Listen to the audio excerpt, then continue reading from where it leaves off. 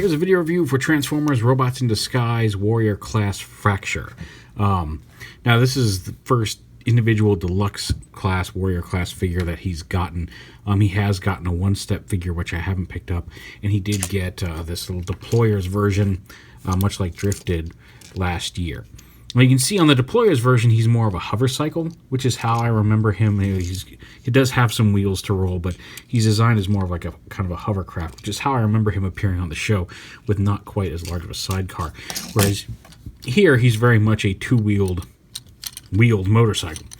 Honestly, though, I think I like the look of this much better. But I don't remember him ever being reformatted on the show to be more of a motorcycle. Maybe it happens in Season 2. I haven't seen any of Season 2 yet. But still, just to give you a comparison between those two. Now here, again, he's a really nice-looking motorcycle. He's got the weapon here that kind of forms the exhaust pipe here, which we can take off. And even without that, he does have a kickstand that can fold down to support him.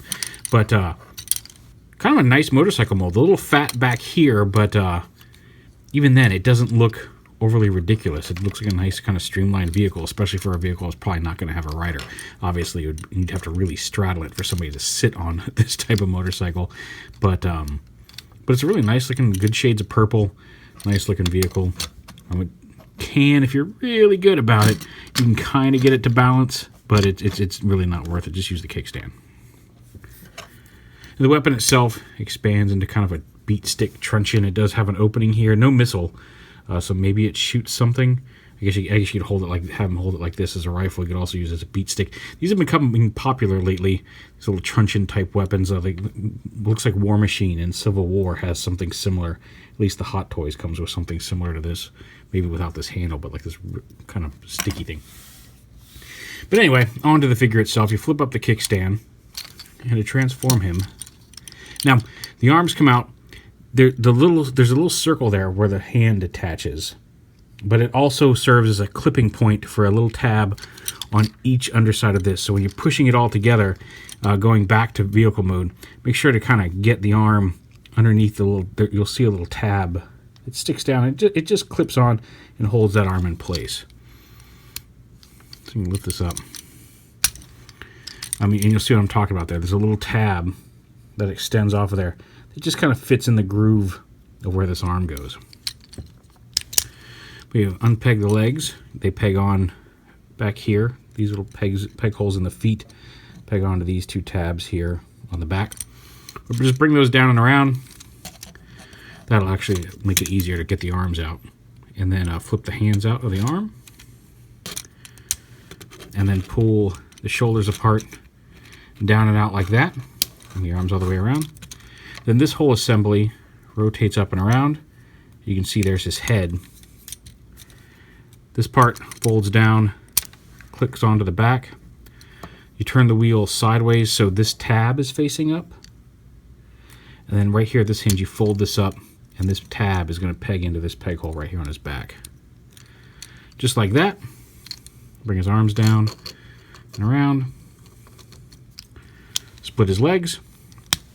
Oh, and actually, when you split the legs, you don't want to just pull them straight out. You can see that it's one of those kind of flared tabs, so you want to slide this tab up. It kind of slides together like that. There's a little bit of a hook there on this tab. So you slide them together like that, as opposed to just snapping them together. Flip the feet down, and there he is in robot mode.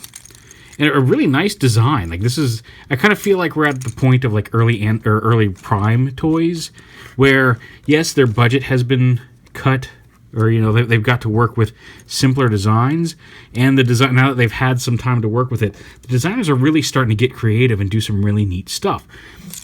Because he's a very nicely designed figure. He looks, like I said, aside from the fact that he's a motorcycle and not a hovercraft, nice looking robot overall, very well proportioned. You can still see like the wheels just kind of snap on. There's still some of those cost-cutting things that I know a lot of people complained about the line. Even I had some issues with some of the figures, but some really nice upgrades in the design here. His head can turn side to side with the thing.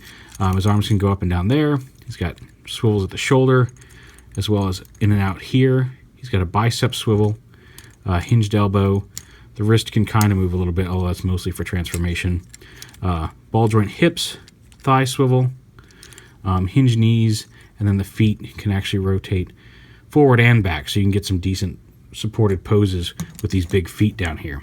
So all in all, just a really nice looking figure. A little hollow on the back of the legs, but outside of that, he doesn't feel as cheap or hollow as a lot of the other figures done. Just a really well done toy in the design, and hopefully indicative of the fact that the designers are getting used to this style and the limitations they have in finding really creative workarounds, because I really am quite impressed with this.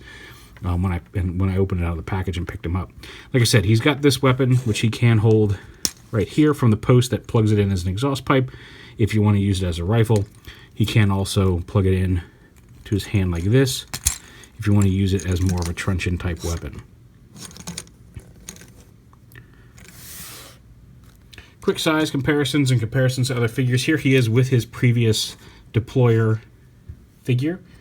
And the deployer figure actually I didn't find was too bad, especially after I unscrewed everything and popped this pin out and took this whole deployer section off.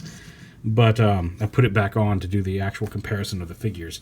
But this guy's much better. Like I said, a much nicer fracture all in all than the old deployer figure. If you have a choice, get this guy. Here he is with Drift. And granted the Goldfire Grimlock, but the Grimlock mold. And here he is with Megatronus. Again, the faceplate covered mode. I have seen he does ship in a wave with the unmasked Megatronus and some slightly different paint apps. And I've seen him. I haven't picked him up because I have this one. It may be something I do down the line. But Fracture I definitely wanted to pick up when I saw him. But yeah, there he is. There is Robots in Disguise Warrior Class Fracture.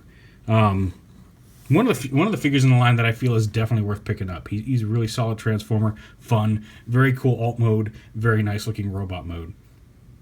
So if you see him on the shelf, I think he's worth nabbing. He's a lot of fun.